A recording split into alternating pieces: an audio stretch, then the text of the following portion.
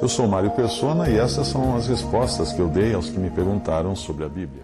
Você perguntou como pregar a maneira como nós congregamos somente ao nome do Senhor. Bem, é um privilégio muito grande ser despertado para a verdade de estar congregado ao nome do Senhor Jesus somente, só o nome dele, fora dos sistemas religiosos criados por homens, com seus templos, seus clérigos, seus rituais, seus dízimos, etc. Mas Deus não nos disse para pregarmos o lugar ou o modo de congregar. Nós somos exortados a pregar o Evangelho, que é Cristo morreu por nossos pecados e Cristo ressuscitou para a nossa justificação. Isso que nós devemos pregar. A grande maioria das pessoas que enchem as igrejas católicas, protestantes, evangélicas, pentecostais, neopentecostais, etc., ignora o que seja o evangelho da graça de Deus. Infelizmente é uma realidade isso. Em muitos desses lugares, tudo que essas pessoas recebem são mensagens motivacionais de prosperidade, filosofia, mudança de vida, melhoria de casamento, essas coisas. Mas não o evangelho genuíno. E quando se fala de salvação, geralmente ela está condicionada a um determinado modo de viver, a seguir a lei de Moisés, seguir um conjunto de regras, estar em dia com o dízimo, etc. Mas evangelho sem sangue não é evangelho.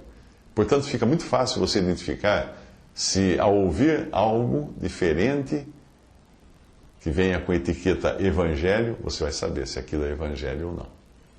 Para esses que estão espalhados por essa cristandade, uma boa abordagem numa conversa jamais deve ser você se gabar de ter ou conhecer alguma verdade, mas primeiro sinta a temperatura da água, isto é, tente descobrir se está conversando com um salvo ou um perdido.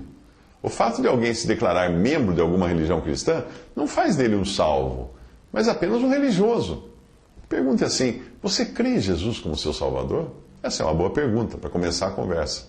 Você vai ficar surpresa com as respostas, embora a primeira geralmente será afirmativa. Eu creio. Então tente esta pergunta: você sabe para onde vai se morrer agora?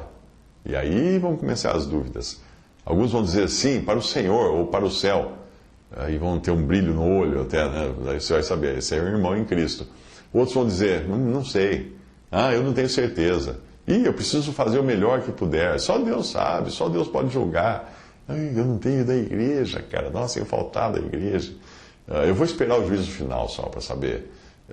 Eu preciso perseverar até o fim. O pastor falou que tem que perseverar até o fim, senão vou ser salvo. Eu não sei se o batismo que eu fiz foi correto. Eu ainda não fui batizada com o Espírito Santo. Eu não estou entre os vencedores.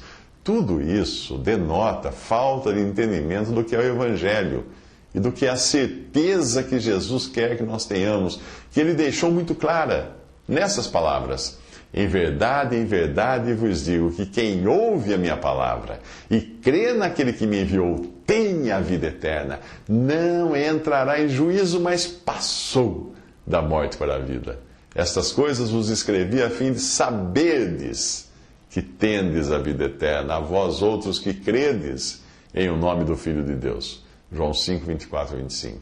Nele, digo, em quem também fomos feitos herança, havendo sido predestinados conforme o propósito daquele que faz todas as coisas, segundo o conselho da sua vontade, com o fim de sermos para louvor da sua glória, nós, os que primeiro esperamos em Cristo, em quem também vós estáis, depois que ouvistes a palavra da verdade, o evangelho da vossa salvação, e tendo nele também crido, fostes selados com o Espírito Santo da promessa, o qual é o penhor, a garantia da nossa herança, para a redenção da possessão adquirida para louvor da sua glória. Efésios 1, de 11 a 14. Paulo escreveu isso aos Efésios. Pronto. Só com isso você já vai ter muita conversa para ajudar a pessoa a encontrar a libertação pela certeza da sua salvação eterna. Se for alguém nascido de novo, talvez ainda não seja alguém convertido. Portanto, é hora de passar da incerteza de Romanos 7 para a certeza de Romanos 8. Leia os dois capítulos, repare no contraste que tem ali.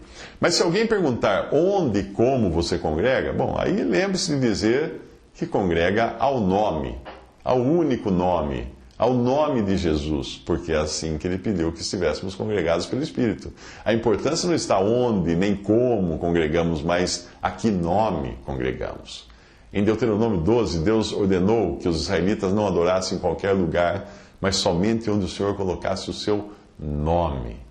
Até 2000 anos atrás, o lugar onde estava o nome do Senhor era Jerusalém.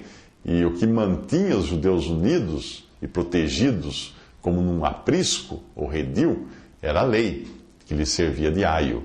Mas quando o Senhor prometeu que tiraria as ovelhas do aprisco, que é a figura de Israel guardado pela cerca da lei, e traria essas ovelhas para fora, a única coisa que as manteria unidas não seriam mais dogmas, maneiras, regras, lei, ou nem mesmo um líder carismático.